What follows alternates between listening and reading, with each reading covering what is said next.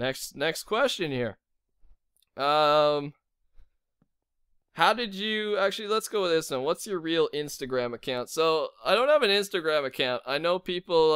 I think there's some fake Instagram accounts out there. At this point, I don't have one. I posted a tweet though that said I should make an Instagram account so I can post cute pictures, and it got like almost 700 favorites and hundreds of retweets and stuff. So it was so I might have to do that very soon. You know, I do like posting pics, so maybe one day, we'll see. All right, so that was from at Jesse Gordon 88. So from at Kataru22.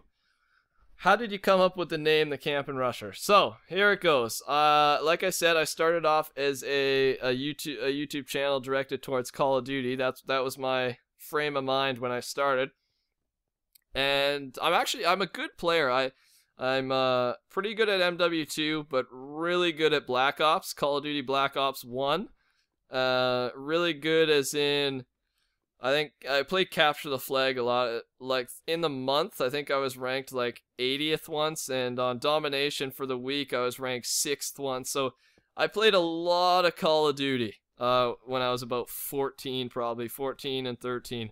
I played a lot of Call of Duty, and we've actually just in the last week or so, we've gotten back into it.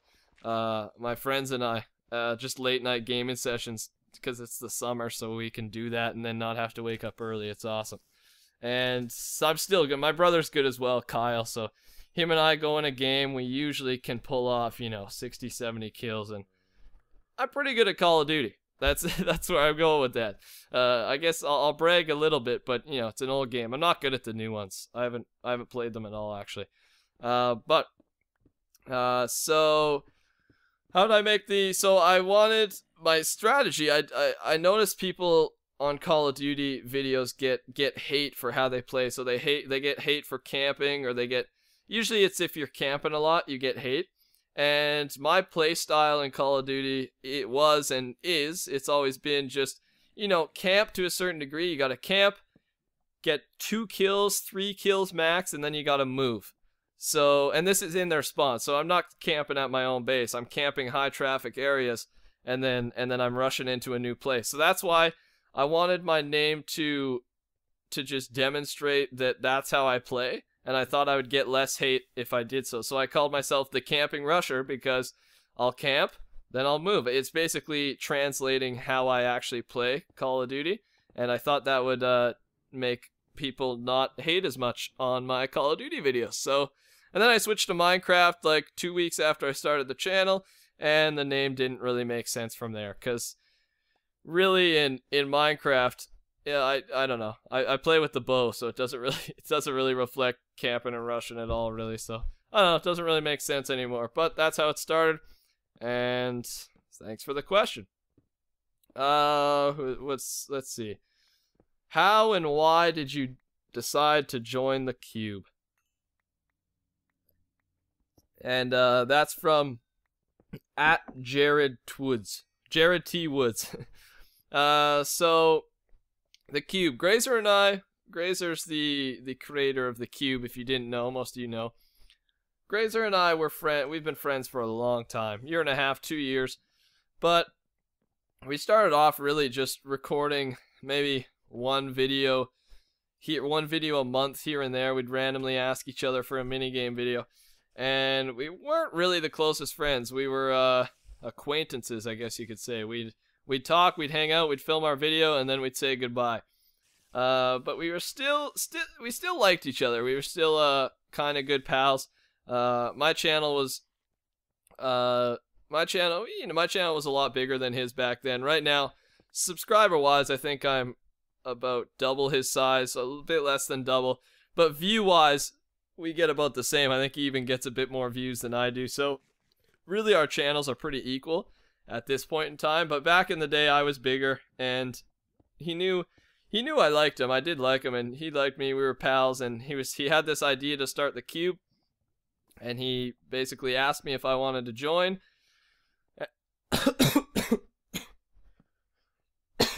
Excuse me. And I'm not one to turn down an opportunity to collaborate with other YouTubers. So knowing me, I said, heck yeah, of course I do. Of course I want to join. And then I asked if my buddies Mr. Mitch and Child Dolphin could join. He said, of course. So they started on the Cube. Everyone started making their videos. And I actually stayed off the Cube for about 2 months after it started. And then I ran out of series. And I needed a new series. And Graze was just like, okay, man, give it a try. Cube does so well on all our channels. Give it a try. So, gave it a try. You guys ended up liking it. And I'm still making Cube videos to date every second day because you guys enjoy it, and it's a lot of fun to record as well. So that's why I started the Cube.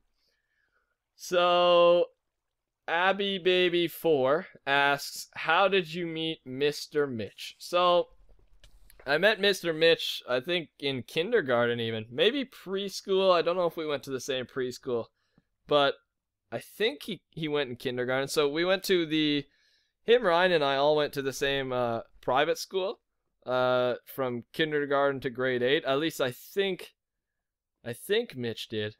I think Ryan did too. I went from kindergarten to grade 8, and the other guys, yeah, I'm pretty sure Mitch was there in kindergarten. But either way, I met Mitch through that. We, we went to school together, and being in a private school, we had a class of like 20, 25 people maybe. So, like, you're really, after 9 years of, basically 9 years of my childhood, he was in my class all the time, every class. So, you tend to bond with those people. So Mitch ended up, I think there was 9, 10 guys in our class, and, I still have good relationships with all of them because we all go to the same high school. But, yeah, Mitch is one of the guys now that I still... one of my better friends, that's for sure, that came out of the private school. So that's how I met Mr. Mitch, was through the private school and just growing up together, really. And now we're in the same high school, and now we make YouTube videos together. So yeah, met Mr. Mitch in kindergarten. All right, let's see here. I'm scrolling down. We've answered that one already. All right. Nick Spider 76. If your faction series ended, what series would you start to replace it? So really, I don't plan on my faction series ending for a long time. It gets the most views, and you guys seem to love it. It's really defined my channel. We're coming up to almost a year's worth of factions episodes. So this is the longest series by far that I've ever had on my channel. And it doesn't seem to be slowing down. You guys seem to still love it. It's tough. We're trying to keep it different from... It's tough, though. 250 episodes, you get in kind of a rhythm. And the same things happen. But there's always something different. Some little things that are different in each episode. So, really, my answer to this is I can't see a time when this faction series will end.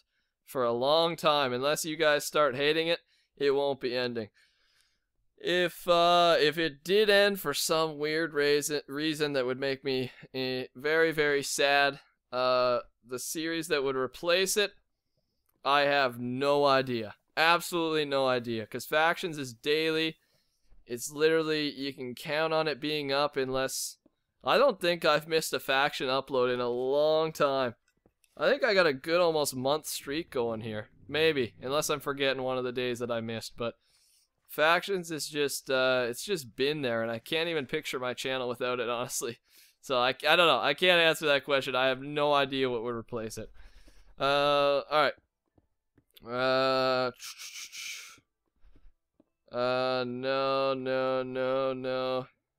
How and why did you start gaming? From @2020_01. How and why did I start gaming? Well, I started gaming via the PlayStation 1 on the game Crash Bash. I also played Crash Kart? What was it? It was like Mario Kart except with Crash Bash characters. I played that one a lot too, but really Crash Bash is the one that I remember on the PlayStation 1, and that's how I started. Why? I started because, everyone's got to try video games. You got to see if it's your thing or not. And then I loved it. I loved playing video games. I love playing video games still. Just the ability for people to create a virtual, a virtual thing that isn't possible in reality. Even if it is possible, just the things you can do.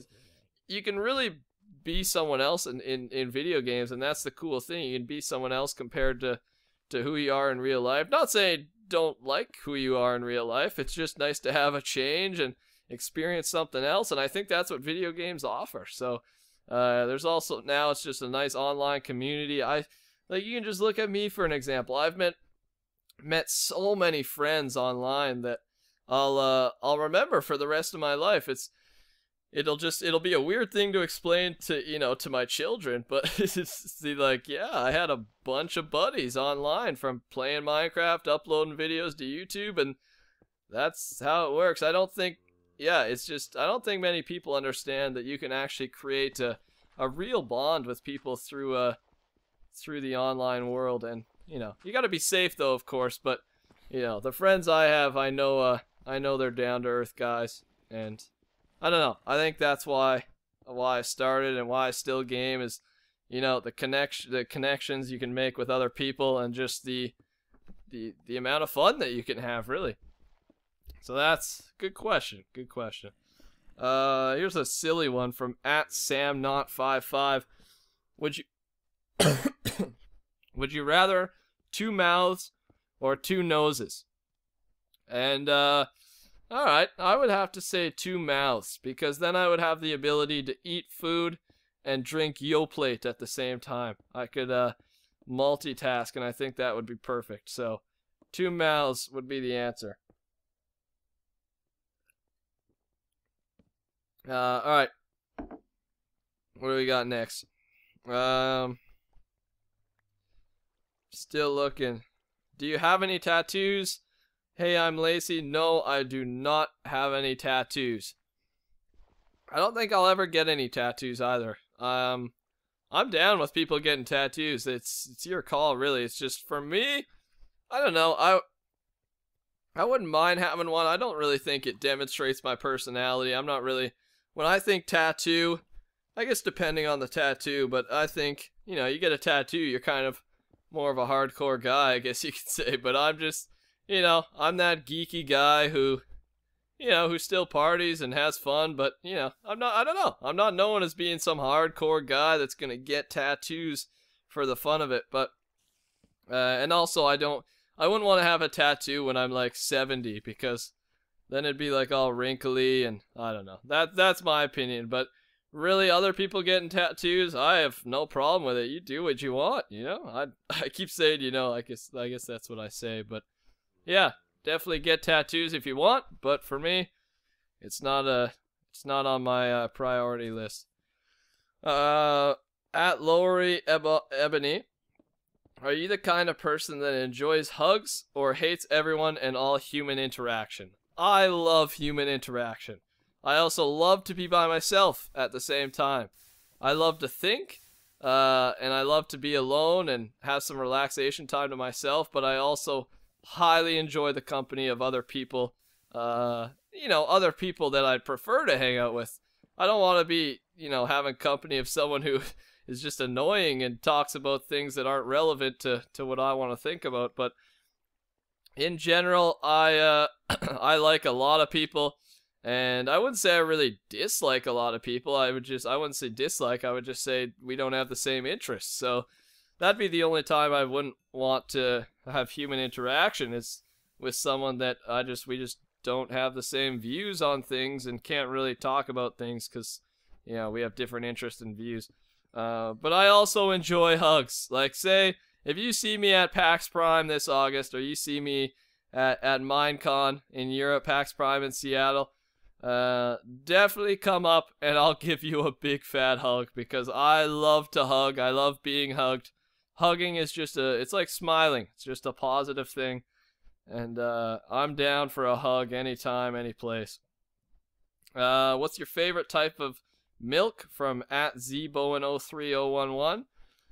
Definitely chocolate milk, no doubt. Chocolate milk. I did used to like strawberry milk, but it's got this. I think I'm allergic to it actually, because not like death allergic, but it makes my mouth really itchy after, which sucks because strawberry milk is really, really good. But yeah, so it's got to be chocolate milk. I love me some chocolate milk. I also like white milk as well, but I've drank that my whole life constantly. So chocolate milk's kind of a treat, so that's why I like it. Where did you and Ryan first meet, and how did you become friends? At Pixel Girl. So like I said, he went to the same private school that I did. Didn't really talk to him or anything until probably like grade 6.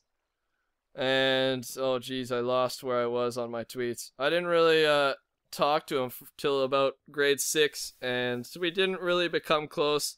You know, we talked, we kind of knew each other. He was a grade ahead of me, so but when he was in grade 8 and I was in grade 7, so his last year at the private school, our classes got combined because there was only two grade 8s, so it was Ryan and then a guy named Jimmy, so it was just them two in grade 8, and there was about probably 14 grade 7s, which was my class.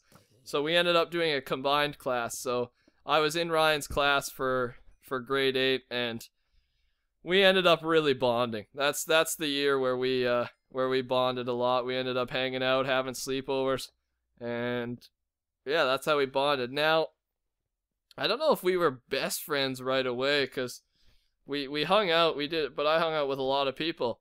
And I think what really did it, he came over one night, and I had about 5,000 subs at the time, and he saw I was making a video. He was actually trying to make trick shotting videos at the time, and he asked me, like lots of people did back then, if I'd want to film a video with him, and usually I'd say no, because usually I didn't think people would understand, like, I don't know, how I want people to be in the videos, like, you know, no swearing or anything, try and keep it PG, because I know there's lots of you younger viewers out there. Like, I don't want to lie, of course I use cuss words and I swear outside of videos, and I don't not swear to be fake. I do it more of just a respect thing. I don't want to be swearing while I'm recording, and I also want as many of you younger viewers to be able to watch my videos as possible without having the fear of somebody whipping out the F-bomb or some bad word like that in the middle of a recording. So I try my best to keep that off my channel, and basically all the guys I record with do the same thing, keep out the swears as much as possible, which is good. But yeah, I met Ryan, and then so yeah, we actually ended up filming a series together called Server Exploration. So we just join a random server and then just hang out and play on it. And then he started his channel, Child Dolphin, and we filmed a lot of videos together, and now we talk every day, and now we're best friends. So I guess YouTube kind of formed a best friendship, I guess you could say. Again, I have a couple best friends, but he's one of them. Alright, I just gotta scroll down, find my place again. Alright.